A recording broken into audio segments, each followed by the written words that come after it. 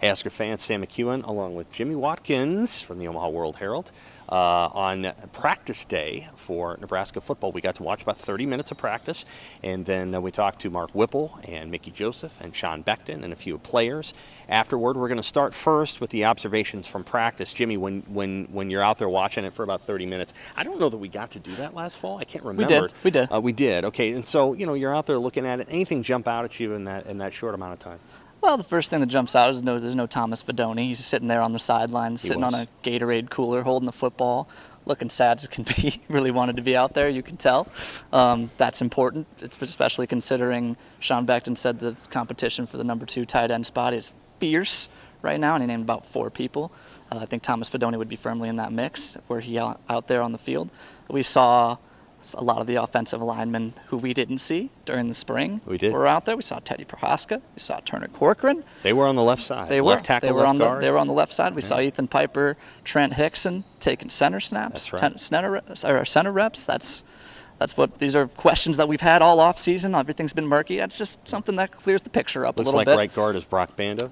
Looks like right guard is Brock Bando. The running backs catching passes. That's an important part of a pro-style offense. You saw some mixed bag stuff with that. I don't want to read too much into the 15 minutes that we saw, but I think we saw Anthony Grant fumble one. We saw Ramir Johnson have trouble staying in bounds on one. Jaquez Yank, incidentally, the biggest of the group, made some pretty nice snags, had to adjust to a few balls.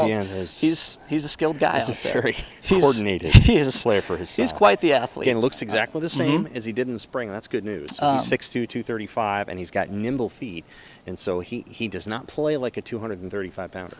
Something that you'll see on the roster, Casey Thompson's only 6 feet tall, but to see it in person is another thing. He's a head shorter than all the quarterbacks. He's about eye to eye with Mark Whipple. That's notable. It's the Big Ten. It's physical. You need to have the body to be able to take those hits. He had an injury.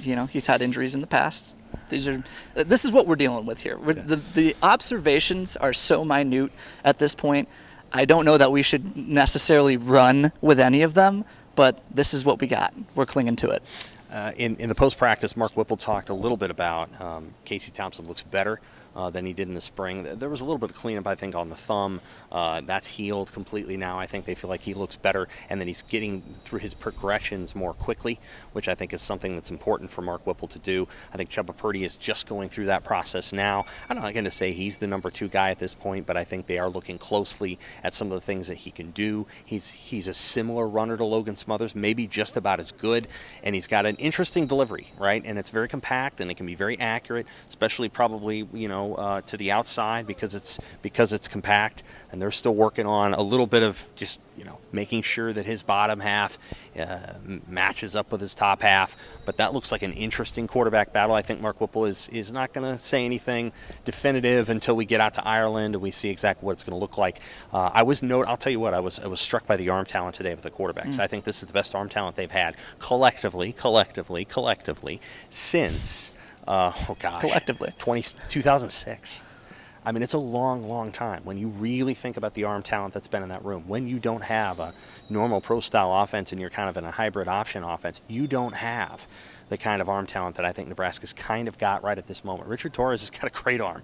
Now, he needs time, but he has a great arm. Heinrich Haarberg has a pretty good arm. Chubba Purdy has a really, really good arm. He's very, very, very strong-armed and pretty accurate. Casey Thompson's got an accurate arm. He could kind of move around the pocket, and he has figured out how he wants to be as a quarterback. I thought he spun it pretty well today, too. He did. Thompson doesn't waste a lot of motion, and he is very compact in those shorter range throws. The question is, can he do what they call the hole shot, which is about 37 yards left and out? Can he hit that shot? Is he able to go up the seam really, really tight?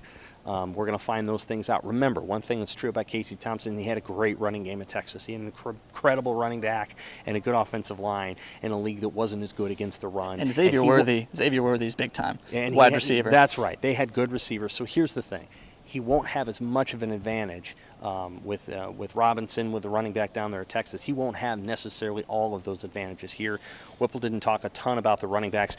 From the wide receiver perspective, it looks like it was a rough day for Nebraska's wide receivers against the defensive backs. That doesn't surprise me. The athletic profile of the Nebraska defensive backs is really, really good. They're inexperienced, but I would say that the athletic profile on that side of the ball among the defensive backs is just as good as the wide receivers. Yeah. And they're the defense, big. they They're are, big. and the defense is naturally ahead of the offense in camp because they know what the offense is going to do. I would say to the point about the pass catchers, Becton mentioned that right now it's Borkacher, it's Chris Hickman, and third guy I'm blanking on, Chancellor Brewington, along with Rollins, who had a really nice day today. It sounds like. Rollins was out. Or Carney, my bad. Carney had a really good day today. But those first three are the kind of the front runners right now for that number 2 tight end spot. Again, Thomas Fedoni waiting in the wings. We don't know when he'll be reinserted into that competition, but right now that's where it stands. A decent amount of special teams talk today from Sean Becton. He said the competition has been a lot better on that side of the ball when they're outside doing retrace drills and then trying to run down kicks. People are popping each other. You can hear it on special teams. People are the guys are visibly upset when they are making mistakes on special teams. These are all improvements from last year. Chancellor Brewington said people are getting pancaked on special teams in practice. So that's part of this overhaul, right? That they brought in Bill Bush. They have a special teams coordinator now. That's step one. And it sounds like his teachings have dribbled down to Becton, who talked about it. Mickey Joseph, I pulled aside and talked about it. He's pleased with the kind of effort that his guys are giving on that side of the ball. They're going to be started on special teams, and they're playing hard in practice. That's a start. It's a start. Will Nebraska be able to punt the ball? That's my question. We won't know until we watch the punter do it in Aviva Stadium in Dublin, Ireland. All right, for Jimmy Watkins, I'm Sam McKewon from the Omaha World-Herald. Stay tuned to Husker coverage on the site, omaha.com. Thanks a lot, Husker fans.